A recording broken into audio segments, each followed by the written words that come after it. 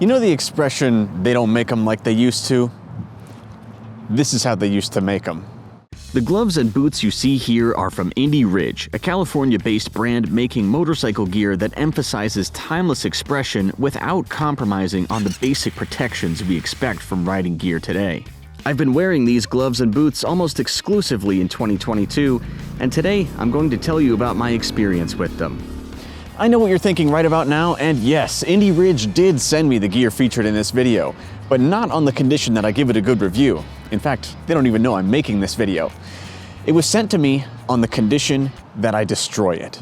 Indy Ridge are constantly updating and iterating their products, and they rely on riders like me to find out what breaks first so that they know what to improve. And I'm happy to report that in over 2,000 miles of riding with this gear, I have failed. I have been unable to destroy this gear. Mind you, that is not 2,000 miles of cruising on the freeway in 6th gear, changing lanes once an hour. I live and commute in downtown Washington, D.C., and my Triumph Speed Twin is my primary means of transportation. These gloves and boots have not lived an easy life.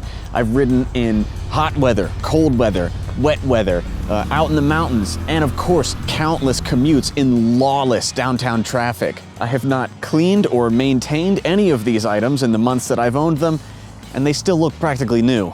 I have 3 Indy Ridge items to show you today: the golden gloves, the denim and leather gloves, and the crow boots. We'll start with the golden gloves because I've had these the longest. As you can see, this is a very retro-inspired all-leather glove with a beautiful goldish tan color and sort of a semi-gauntlet length. These were given to me by Bry the Biker back in March 2022. I liked them, but I wasn't sure I would keep them because they were a size large, and I generally wear a size small in gloves from American brands. I thought, oh, that was nice of him. I'll just wear these home and then give them away to a friend who has bigger hands than me. Only I didn't. I said, oh, I'll just wear them one more time and then pass them along. And then that happened again, and again, and again. And the next thing I knew, I could not stop reaching for the golden gloves every time I went for a ride. Yes, this particular pair is too big for me, but the material is just so nice and comfortable, and the more I wear them, the more they feel like they were made for me, like a quality leather product should. As you'll see with most of the gear from Indy Ridge, the golden gloves are aimed at general-purpose mixed-use riding with an emphasis on style and comfort. They lack the hard sliders and joined pinky that you'd find on a dedicated Supersport glove, but they do have the thick leather and hard knuckle that make them suitable for everyday riding and touring. I have gotten them a little bit wet on a few occasions, but I'd be hesitant to subject this beautiful leather to heavy rain. This is neither a summer glove nor a winter glove, so their comfortable temperature range is about 45 to 75 for me. My hometown turns into an infernal swamp around late April, at which time I started using this next piece of Indy Ridge gear, the denim and leather gloves. The denim and leather are a unique take on summer motorcycle gloves. Instead of the usual perforated leather or mesh with leather reinforcement, these are a hybrid leather textile glove, with the textile part being denim.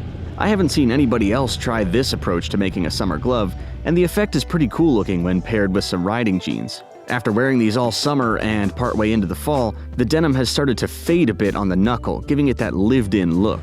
In terms of airflow, I haven't found the denim to be as breathable as mesh or heavily perforated leather, which is of course a disadvantage on the hottest of hot days. On the flip side, I found them to be comfortable in slightly cooler temps than my other summer gloves, down to about 55. If I were to suggest just one change for these gloves, I would add a little bit of perforation in the palms. Just a little bit, just a couple of holes. If you've ever ridden on a hot day in a pair of gloves that do have a little bit of perforation on the palms, then you'll know that all you have to do is loosen your grip a little bit while you're cruising down the road, and you get some really nice airflow in there. As it is now, with this glove having breathable material only on the backside, I do find that my palms sweat quite a bit on the hotter days. I got these in a medium because I thought some breathing room would be helpful in hot weather, but in retrospect, I think a small would have been perfect because of the way this leather takes the shape of your hand as it breaks in. One last thing before I move on from the gloves, all Indy Ridge leather gloves come with touchscreen compatible fingertips. I've used a lot of different riding gloves from a lot of different brands that have that feature, and I've found that on all of them, the touchscreen compatible material eventually wears away and stops working. Indy Ridge gloves are no exception, but it's still a nice feature while it lasts. As happy as I've been with Indy Ridge gloves, the real star of the show here is the boots. In black, they're called the Crow. Style-wise, the Crow resembles a traditional cap-toe boot, only with a sneaker-like sole. It almost looks like my Thursday Captains and my Echo sneakers had a baby. Now that I'm using my motorcycle for everyday transportation, I have a need for protective riding gear that doesn't look out of place in casual settings, and the Indy Ridge Crow has risen to the occasion. I've worn these everywhere, and I do mean everywhere. I've worn them to bikes and breakfast, I've worn them to Target, I've worn them while driving the car, I've worn them while out walking the dog, and thanks to the casual dress code at my office, I've even worn them in meetings with my boss. Despite passing for streetwear, the Crow boots still have what you need for general-purpose motorcycling. They're rigid and supportive, have a strong toe box, hard ankle protection, and the sole is stiff enough to ride comfortably on foot pegs, but still flexible enough for walking around. The best part about these is that they're waterproof. I can generally carry a rain layer and a second pair of foul weather gloves in my backpack, but an extra pair of boots is not really doable for me. In my book, if it ain't waterproof, it ain't a motorcycle boot. My shoe size is all over the place depending on the brand. Seriously, anywhere from a men's 8 to a men's 11. Typically, my first guess is a 10, and in this case, they fit pretty well, although I probably could have gotten away with a 9.5 as well. One thing Indy Ridge does to ensure their boots are as comfortable as possible is they use a lot of cushioning. When I first got these, I thought they looked huge on me, like Mega Man boots. But I found that the more I rode in them, the more the interior cushioning took the shape of my foot and ankle, gradually shrinking the boots down. Now that they're fully bedded in, I do think there might still be just a little too much cushioning around my ankle, but it's only noticeable because I tend to wear more slim-fitting gear, like my Klim K43 armored jeans. If I had to come up with one other complaint about these boots, it's that the soles aren't the grippiest things in the world if you're riding a bike with metal foot pegs. I've ridden a lot of hard miles in these boots, and they have picked up a bit of character, but they still look to be in darn good shape. In keeping with the casual look of the Crow boots, there's no shift pad on the toe, and there is a mark forming there now, but I honestly think a shift pad would be more unsightly than the wear it might prevent.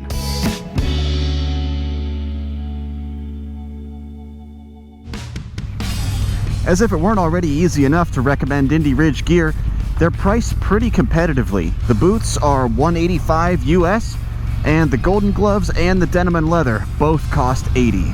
All Indy Ridge products are backed by their Live Free guarantee, and they even give you the company owner's phone number just in case there's a problem. If the past few months are any indication, I'm going to continue enjoying my Indy Ridge gear more and more with each ride until I've managed to destroy it. If I manage to destroy it. In the meantime, check out IndyRidgeUSA.com, and if you have any experience with Indy Ridge products, tell me about it in the comments below. And if you want to see me do more reviews of the gear I ride in, then be sure to give this video a like.